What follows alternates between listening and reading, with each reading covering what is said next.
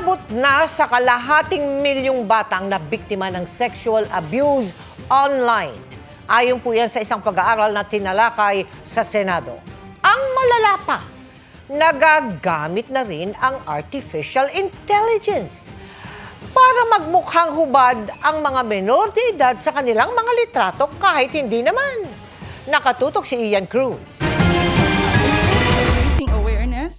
Naluha si Elias Ruby, di niya tunay na pangalan, sa pagharap sa pagdinig sa Senado tungkol sa paglaganap ng online sexual abuse at exploitation of children.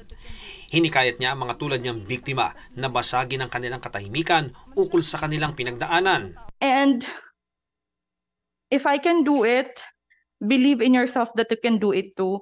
Kung mananatili tayong tahimik, mananatiling walang takot ang mga tao na gumagawa nito na nang-aabuso ng mga bata.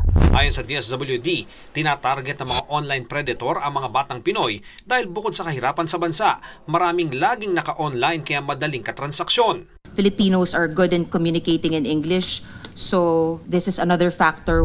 Sa pag-aaral ng International Justice Mission Philippines at University of Nottingham, noong 2022 lamang, halos kalahating milyong bata ang naging biktima ng online sexual abuse and exploitation.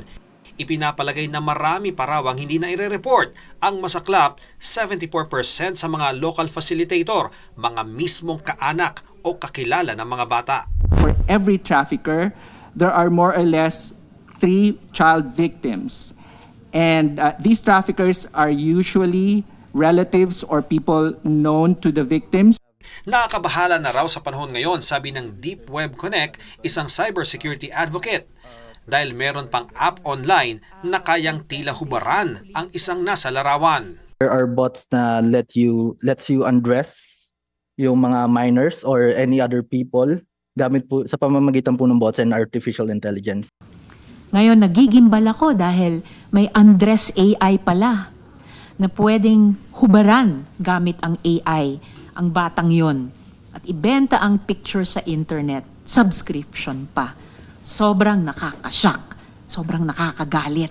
Para sa GMA Integrated News, Ian Cruz, nakatutok, 24 oras.